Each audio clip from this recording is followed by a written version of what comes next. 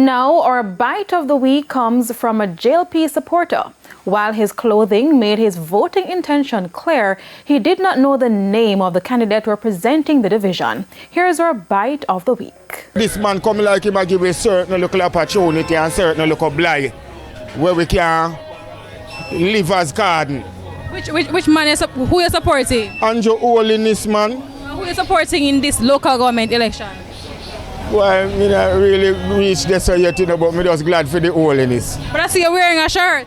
Yeah, one of them give me it for wear, so me just go and wear it just to them pass and say me for wear it. And I want to wear still.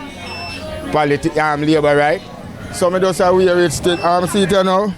A different one from this me did have on last week, you know.